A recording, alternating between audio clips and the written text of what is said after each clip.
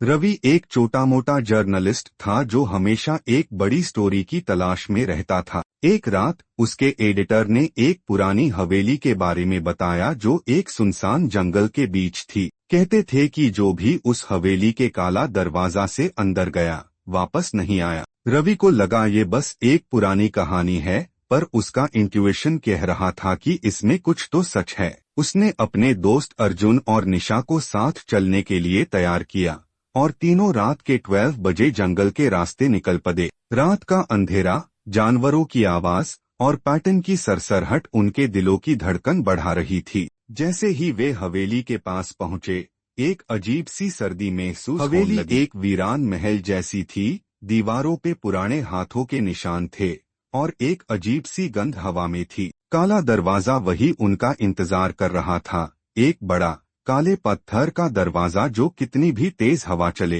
हिलता तक नहीं था। रवि ने अपना हाथ आगे बढ़ाया और जैसे ही उसने दरवाजा छुआ, दरवाजा अपने आप खुल गया। एक ठंडी हवा का झोंका उनके चेहरे से टकराया और सामने एक लंबी अंधेरी सुरंग नजर आई।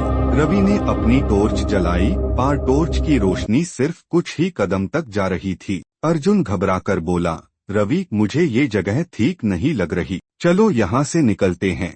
पर रवि एक कदम आगे बढ़ा चुका था। जैसे ही वे अंदर गए, दरवाजा जोर से बंद हो गया। तीनों चीख पड़े।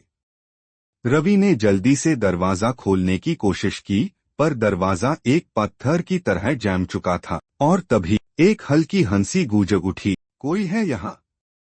रवि ने जोर से पूछा। कोई जवाब नहीं आया, पर सामने दीवार पे लिखा था, अगर वापस जाना चाहते हो तो अपनी सबसे बड़ी गलती बताओ। निशा ने थरथराते हुए कहा, ये मजाक नहीं हो सकता, यहाँ कोई है। रवि, अर्जुन ने चिल्लाकर कहा, मेरी गलती थी कि मैंने इस जगह के बारे में पढ़ना शुरू किया। तभी एक आवाज आई, झूठ, और एक तेज हवा का झोंका उनके चारों तरफ घूम गया। रवि समझ गया, ये आसान नहीं होने वाला। पर सच क्या था?